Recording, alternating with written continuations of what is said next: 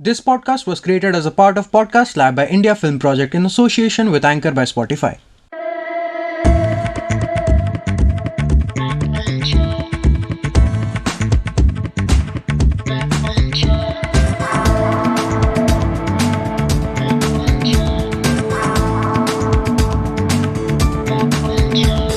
Welcome to the show, guys. This is called Pop Kulcha. We are two friends and we bring you popular culture stories. We bring you the Desi stories. I mean, what Desi impact all the popular culture trends had. This is the inaugural episode and I am not sure who are you guys who are even listening to us, but then I'm pretending that you guys are there and we both are having equal fun. So I want to introduce us two losers. Hi, my name is Raman and the other side is Parijat. me and Parijat go, I don't remember, man, maybe it's more than 10 years. And we have been doing a lot of things together. I mean, we had been part of a band. So he's an amazing guitarist and digital marketer. He's hella nerdy. I mean, no competition in that. On the other hand, there's me who's a completely wasted guy. Apart from being a CRM consultant, I used to play drums. I sometimes act for my own self and I procrastinate on things and later cry about it. Anyway, we have something beautiful to bring that nostalgia in you. I mean, if you have remotely been part of that generation or the era called 90s, we bring you the thoda sa pop. I mean, the pop music. We are going to talk about what, Parijat? Parijat. Oh, sorry. That's the only thing I said till now in the podcast. So I tried to give off the impression that I'm like a Pokemon who only says my own name.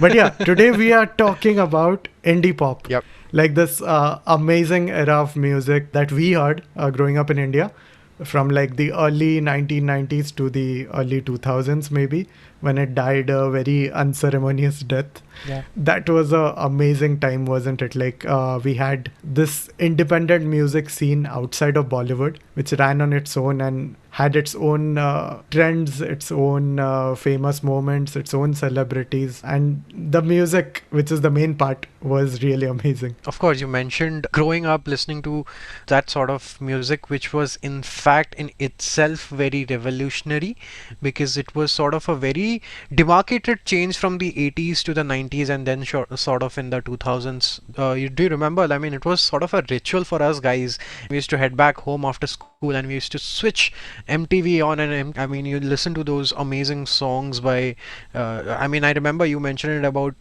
over and over again how you used to, get obsessed with the music video of Shaan's Tanha Dil. But anyway, let's get into indie pop music, to start with. So, do you think that indie pop isme indie hai, so it actually originated in India only? Was it like one day music producers like woke up and like, oh, aaj indie pop banate hain? What sort of happened? I mean, tell us the journey. The simple answer is no.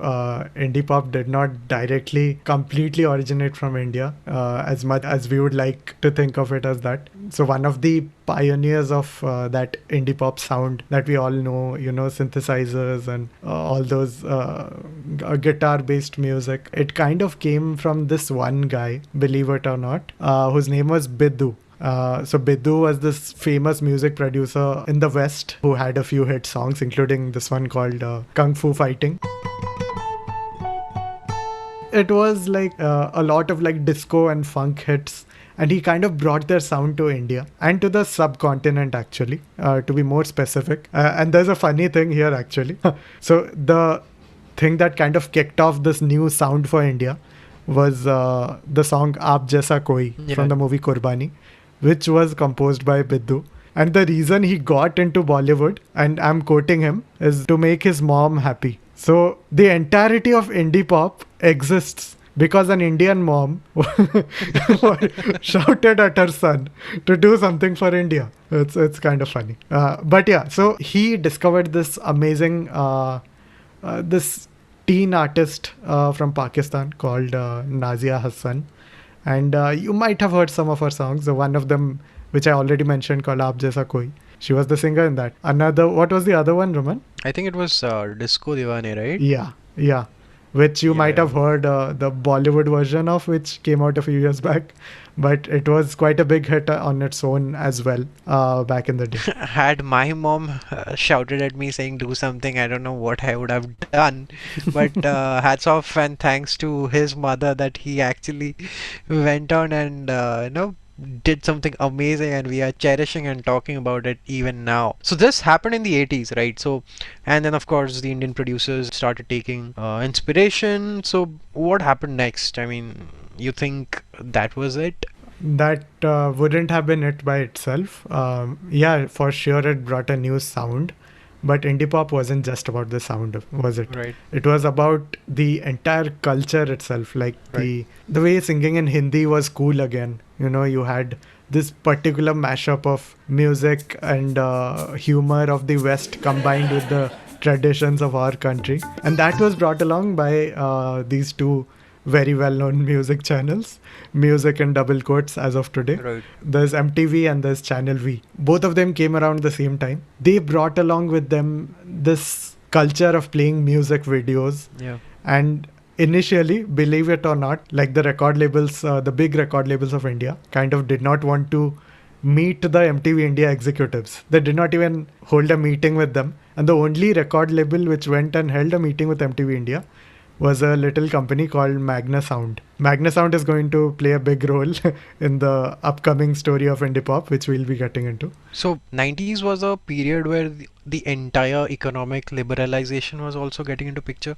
So a lot of foreign brands were actually starting to enter the Indian market. So in that space also India was getting inclined towards a little bit of Western culture, because brands like Domino's, Mehndi, Coca-Cola and whatnot, it sort of was a pathway for them.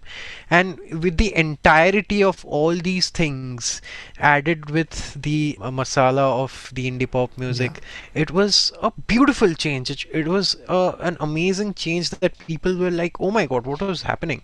And then with the fact that people started actually earning more in the 90s with the economic liberalization, they actually had the liberty to sort of explore new things. And it sort of opened their brains up. Okay, oh my god, this could actually be beautiful.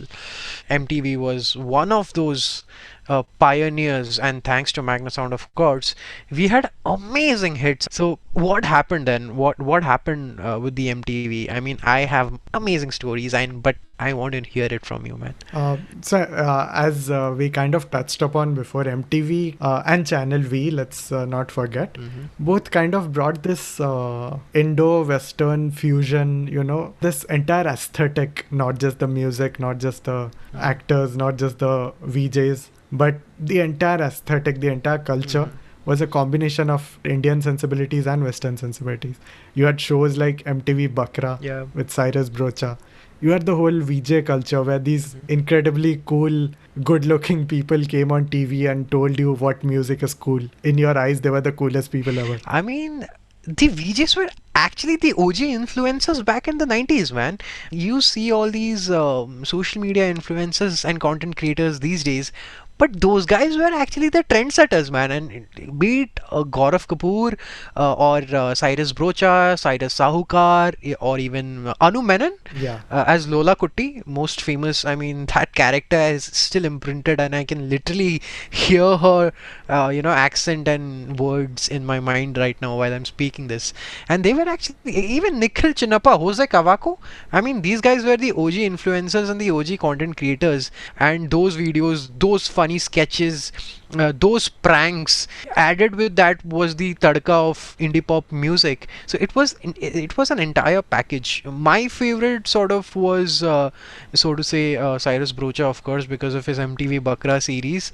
Although Nikhil Channappa, apart from being a VJ, he was also a music producer, I guess, a DJ. Yeah, although he made a comeback to MTV, not in the form that I would have liked him to through MTV Roadies, but that's an entire discussion altogether. But yeah, We'll come to Roadies. We'll come to Yeah, Roadies. yeah. Yeah. The fact that the VJ culture was so popular. I mean, Rahul's daughter was Anjali, and Anjali gets to know that Anjali is Rahul's daughter through a VJ show in Kuch Kuch Hota Hai. I mean, how popular was the VJ culture that even Bollywood was trying to subtly infuse that. So So you mentioned Bollywood, and I think it's a we should talk about Bollywood. Like Kuch Kuch Hota Hai was quite a long way down the line back then. But the Bollywood of the early 90s, most of us remember what that Bollywood was. If we have forgotten, Setmax never forgets to remind us of what it was. It was a very different Bollywood, right, Raman? yeah, definitely. I mean, see, if you ask me in terms of content, we were still trying to play around with the little bit of modernism, but yet we are all sanskari type of content with a little bit of reminiscence of the 80s, thoda culture, thoda this, thoda that. It was a masala. If you ask me music wise, I mean, of course, at the 90s it actually has given us a lot of entire different set of melodious romantic songs by Kumar Sanu or even Udit Narayan and Alka Yagnik and so on and so forth, but that sort of had a different charm to it, but it definitely was not something cooler. Yeah, like a liberalized modern Indian wanted to go out to the nightclubs and dance, and you can't really go on and put Kumar Sanu in a nightclub. And in Exactly. fact, like I'm a big fan of Cyrus's podcast. Cyrus says he often used to mention like back in the 90s, DJs of those nightclubs would actually like literally get annoyed at you if you even try to recommend a Bollywood song to be played. So having said that, let's get back to who were those guys. I mean, who were those amazing artists who sort of actually played pivotal role in making those songs or music happen. I mean, if we start listing out those artists and those songs, it would take us the whole day. But there are the obvious ones. Like there's Shaan, especially song Tanha Dil, which we mentioned earlier in the episode. There is Mayari by Euphoria. There is Duba Duba by Silk Route. And of course, who can forget Breathless by Shankar Mahadevan? The one that instantly pops to people's mind is Alisha Chinoi, especially her song Made in India.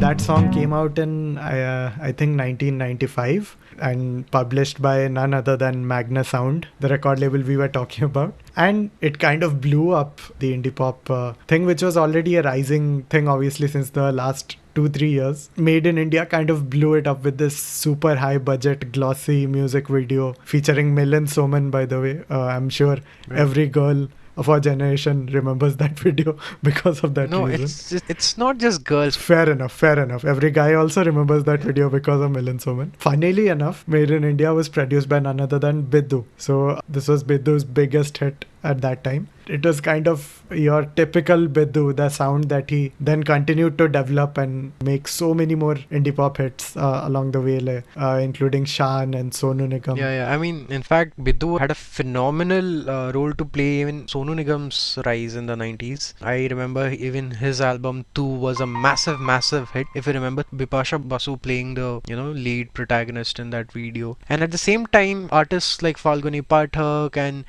Daler Mehndi were sort of trying to bring in their culture, their sort of, sound, and it created magic. So indie pop was not basically a Hindi or a Bollywood phenomenon. It actually seeped into a lot of regional music. And of course, man, how can we not talk about that particular human being who has been epic? He is the Baba Sehgal, the OG rapper, being an electrical engineer back in the days. He sort of actually set the trend for us guys who sort of are like engineering karte hain, let's do engineering first, then we will sort of decide what we need to do in life. That guy came out of nowhere and he said, "Okay, no, bro, I will rap. I'll bloody rap in Hindi. I will bloody rap in whatever English I know. You will like it." And he actually did that. And funnily enough, I remember Magnasound ka cassette. It was an amazing album called Thanda Thanda Paani. Let me tell you a little story about Dil Dhadke. So my mom actually had a cassette. I still remember dancing to that song when guests come over, man. We had a Philips ka tape recorder, and my mom used to be ruthless, and she used to play this Dil Dhadke Mera Dil, and I used to And I used to dance in front of them, and I used to like it. Yeah, and when MTV was considering coming into India, Magnasound was one of the only record labels who kind of invited the MTV executives over and kind of partnered with them in setting up shop in India. You can guess what was the first album that they made those MTV people listen to? It was Baba Sehgal, Dil Dhadke. Yeah, that's like, it's so funny and goofy, but at the same time, those silly little rap songs led to what this cultural moment in our music industry. I think I should mention the other Baba Sehgal story. I know we are talking about him for too long, but there's no talking for too long about Baba Sehgal. You just talk about him. Him and I can't recall the name. I think it was Amit something of Magnasound Records in a cab in Mumbai, sitting in traffic like you do in Mumbai. They saw this billboard and it had Alisha Chinoi, who was also a Magnasound artist, by the way. And the copy that was written in the billboard was India's Madonna. The both of them right there said, why not do an album called Main Bhi Madonna? And literally dress up like Madonna. And the record label and the industry was kind of horrified initially. What is this guy doing? It says he has only released one album. For his second album, he wants to dress and drag and pretend to be Madonna and do interviews as Madonna. But yeah, it paid off. That is Baba Sehgal for you. And Indipop had those kind of personalities which you rarely see, like in the PR trained Bollywood celebrities of today. Having said that, everything was good, and 90s was great in terms of indie pop. बहुत सारे नए sound सुनने को मिल रहे थे. All the new artists were coming into the picture, producing amazing content. Even the music directors, the video directors were playing around and doing great. But when did it start going south? If there was a particular date you would ask me, it was the exact day that MTV decided to start having Bollywood in its playlists, in its music video playlists. The pure reason behind that was commerce, and all the radio stations, the music channels immediately noticed that when we play Bollywood content, brands are more willing to advertise. You gradually started seeing a decline, and that kind of led to a brain drain into Bollywood, basically, where all the cool people of Indipop, you had Salim Sulaiman, who kind of rose as these background composers who were doing very well in Indipop. Right. You had Shankar, Shaan, who on their own were doing their own things. You had all these cool people who went to Bollywood and started a new era of cool. Of course, all of us remember Dil Chahta Hai, I think 2001. Hame naye andaz hai kyun purana. Like that was the new Bollywood. That was the new cool era. And you finally had Bollywood songs you could play in the clubs. You can't really compete with Bollywood when they put their money into something. When they put 1 crore rupees into a music video, what can a Magnasound record with a few lakhs of rupees do with its cassette revenue? I actually sort of have a conspiracy theory in my mind that it must have been some big shot Bollywood producer who sort of were like कि ये indie pop वाले बहुत उछल रहे हैं, इनको खींच के let's bring them back to Bollywood and make Bollywood cool again. And if you see, the shift was very gradual. They sort of slowly ventured into Bollywood, took some elements from the indie pop, and they sort of produced a new Bollywood sound, to be very precise.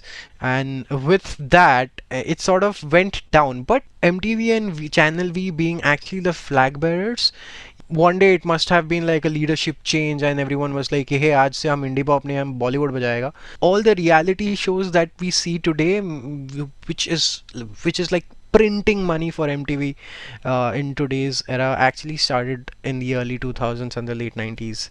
We can be specific, actually. We are talking about Roadies and Splitsvilla, and actually Cyrus, again coming back to him, he's quite clear about this. His show, which was MTV Bakra, was one of the first reality shows, if you kind of look at it that way. Like, it was unscripted and it relied on real people and the reactions to stuff, and that kind of encouraged these channels, like the success of such shows encouraged them to move more in that direction, and kind of maybe the M in MTV doesn't stand for music anymore. I mean, they were pretty clear that it doesn't, by the way. At one point they specifically clarified it doesn't stand for music anymore. They completely shifted their programming to reality TV, and very specific kind of drama fueled galis and people shouting Yeah. at each other and driving bikes or whatever it was. Sad that MTV actually made some shows, reality shows on traveling, where it called upon teenagers and youngsters to sort of go on trips, and but it didn't work because it actually became the identity for MTV ki we do shows like this and we play Bollywood. That's it. But anyway, so now that we are in the 2000s, pop in MTV has slowly gone. Now Bollywood, what's happening in Bollywood? Bollywood has become cool now. We are all good. We are enjoying Bollywood in the 2000s. You can even trace it back to our personal memories, like our memories from the late 90s centered around Indipop. But if I look at my early 2000s musical memories, they all centered around Bollywood, Shankar, Shaan, whatever genre of music you listen to, and high energy songs, sad songs, happy songs. Bollywood kind of took all those talented people out of Indipop, plunked them into their own industry, paid them huge amounts of money.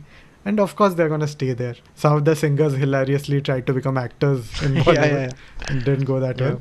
But yeah, so, money talks at the end of the day. As artists, we know how much money people make when they sort of do their own thing, and but then of course Bollywood was like the boss with all the money and power, and of course they had to move into Bollywood for which is for a great reason. Of course, the fact that they sort of gave us amazing hits in the 2000s, that now that I remember Bollywood in 2000s, I'm not disappointed entirely, although it saw a lot of remixes, Chaditi Javani and Kanta Lagas and whatnot. Yeah, that was not Bollywood. In fact, that was Indipop on its dying breath. That was the same industry trying to survive by taking old Bollywood songs and focusing purely on the music videos, taking hot girls and putting as less clothes on them as possible.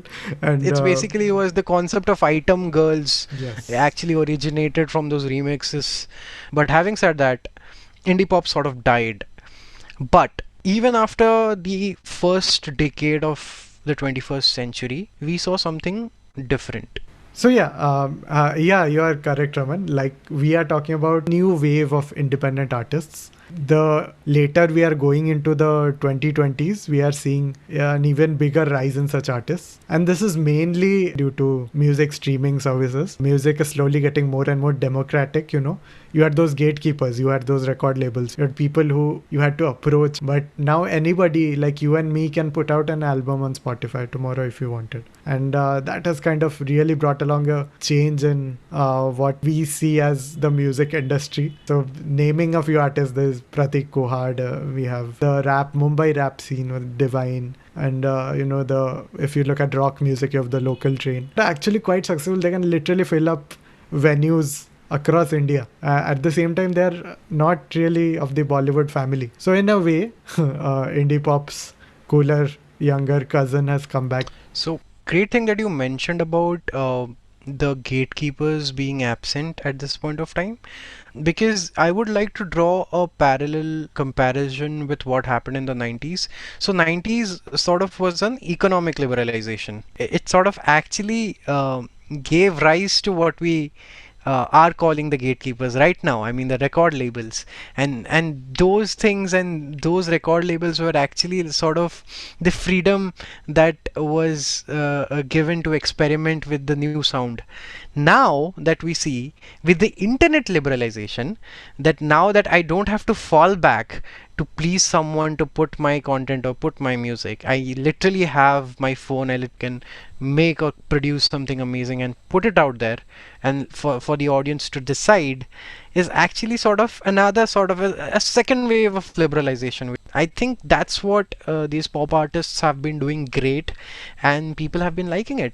Maybe there's still hope. Hope is a strong word, my friend. Hope is like, I should say, like A.R. Rahman's music. It could be the 90s or the 2020s. It always gives you something good to look forward to. On that note, that was the inaugural episode of Pop Kulcha. And you can follow us on Pop Kulcha podcast on Instagram, Facebook, anywhere basically. And you can let us know your favorite pop culture moments, or you can let us know your favorite indie pop stories, and we'll make sure that we will read some of those amazing moments from your stories in the next episode. Ciao.